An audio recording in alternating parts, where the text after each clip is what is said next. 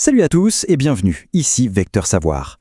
Aujourd'hui, on va s'attaquer à une question qui paraît toute simple, mais dont la réponse est bien complètement folle. On va découvrir ensemble le véritable chemin que prend l'énergie dans un circuit électrique.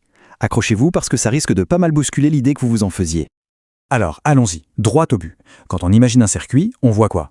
On voit des petits électrons qui jouent des coudes dans un fil de cuivre et qui transportent gentiment l'énergie de la pile jusqu'à l'ampoule. C'est l'image d'Épinal, celle qu'on a tous en tête. Mais est-ce que c'est vraiment ça qui se passe? La physique, elle, nous raconte une histoire bien plus surprenante.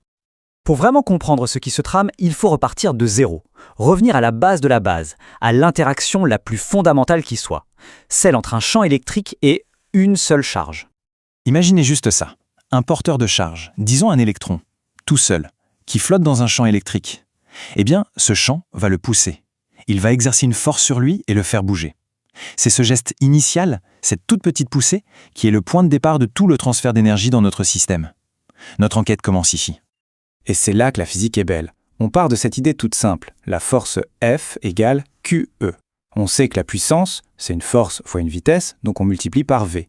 Et si on généralise ça non pas à une charge, mais à des milliards de charges dans un petit bout de matière, eh bien on tombe, presque par magie, sur ce terme super important, JRE. C'est la puissance que le champ donne à la matière. Et ce fameux JE, en fait, on le connaît tous, c'est l'effet Joule. C'est pour ça que le chargeur du téléphone devient chaud ou qu'un grille-pain grille du pain. C'est de l'énergie qui passe du champ électromagnétique à la matière et qui se transforme en chaleur, en agitation des atomes. C'est là que l'énergie est dépensée. Et voilà la question qui tue. On sait où l'énergie est consommée, où elle se transforme. Très bien. Mais la conservation de l'énergie, c'est pas une option. Si de l'énergie est utilisée à un endroit, c'est qu'elle a bien dû venir de quelque part. Alors, comment elle a fait le trajet depuis la batterie jusqu'à ce point précis dans le fil? Par l'intérieur du fil? Vraiment? Pour trouver la réponse, il va falloir changer complètement notre façon de voir les choses. Parce qu'en électromagnétisme, l'énergie, elle n'est pas que dans les électrons. Elle est aussi dans le vide, partout où il y a un champ électrique ou un champ magnétique. Il faut bien comprendre ça. Les champs E et B ne sont pas juste des outils mathématiques, ce sont de véritables réservoirs d'énergie.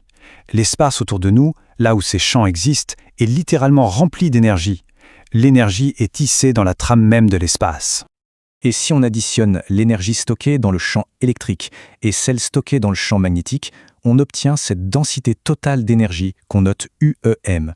Cette formule nous donne en n'importe quel point de l'univers la quantité d'énergie en joules qui est stockée dans un petit cube d'1 mètre de côté. C'est notre stock local d'énergie. Bon, on a nos deux pièces du puzzle. D'un côté, l'énergie qu'on dépense, l'effet de Joule. De l'autre, l'énergie qu'on a en stock, dans les champs. L'équation qui va faire le lien entre tout ça, c'est un des plus beaux théorèmes de la physique, le théorème de Poynting. C'est tout simplement la conservation de l'énergie appliquée à l'électromagnétisme.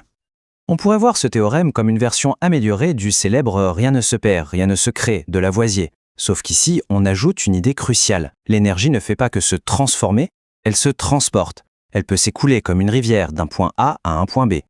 Voilà l'équation. Pas de panique, elle est beaucoup plus simple qu'elle en a l'air. En gros, elle dit juste que si le stock d'énergie dans une zone diminue et si de l'énergie est perdue en chaleur, eh bien c'est forcément parce que de l'énergie est sortie de cette zone. C'est un simple bilan comptable. Pour y voir clair, l'analogie du budget de l'eau est géniale. Imaginez un lac. La variation de son niveau d'eau, plus ce qui s'évapore, c'est forcément égal à ce qui arrive par la pluie et les rivières. C'est la même chose ici. Le terme qui va nous intéresser, c'est cette rivière, ce flux d'énergie entrant ou sortant, ce fameux pi. C'est lui qui va nous dire comment l'énergie voyage.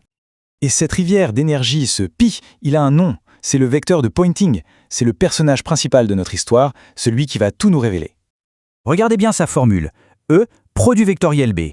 C'est la clé. Ça nous dit deux choses. D'abord, la direction du flux d'énergie est perpendiculaire à la fois au champ électrique et au champ magnétique. Ensuite, sa norme nous dit combien de watts, combien de puissance traverse chaque mètre carré de surface. C'est un véritable courant d'énergie. Ça y est, on a notre outil, le vecteur de Poynting. On est maintenant prêt à visualiser ce fameux chemin secret de l'énergie. Et voilà, la conclusion est spectaculaire et totalement contre-intuitive. L'énergie ne s'écoule pas à l'intérieur des fils de cuivre, non, elle voyage dans l'espace, dans le vide ou l'isolant, autour des fils, transportés par les champs E et B. Les fils ne sont là que pour la guider, un peu comme des rails guideraient un train qui flotterait juste au-dessus. On va le visualiser. Prenez un circuit simple. La batterie crée un champ électrique E, qui part du plus et va vers le moins, grosso modo le long des fils. Le courant dans ces fils crée un champ magnétique B qui tourne autour. Maintenant, prenez votre main droite. Faites le produit vectoriel E, croix B. Et là, surprise, le vecteur de pointing, le flux d'énergie, il pointe de la batterie vers la résistance, mais à l'extérieur du fil. L'énergie sort de la batterie, voyage dans l'air et plonge dans la résistance par les côtés pour être transformée en chaleur. C'est fou! C'est une idée assez vertigineuse, pas vrai? Et évidemment, ça soulève plein de nouvelles questions. On a vu que pour la résistance, le flux d'énergie rentre dedans, pour être dissipé. Mais alors, pour un condensateur qui est en train de se charger? Ou une bobine? Est-ce que ce flux d'énergie rentre aussi, mais pour y être stocké cette fois? Voilà de quoi réfléchir encore un peu. Voilà pour cette petite plongée dans les secrets de l'énergie électromagnétique. J'espère que cette analyse vous a plu et vous a un peu secoué les neurones. Si c'est le cas, et pour être sûr de ne rien rater des prochaines, n'hésitez pas à vous abonner et à laisser un petit like, ça aide énormément. Et surtout, votre curiosité est le carburant de ces analyses. Alors dites-moi dans les commentaires quel sujet, quel chapitre de physique ou de maths vous aimeriez qu'on décortique ensemble. Je me ferai un plaisir de m'y pencher. Merci beaucoup de votre attention et à très bientôt.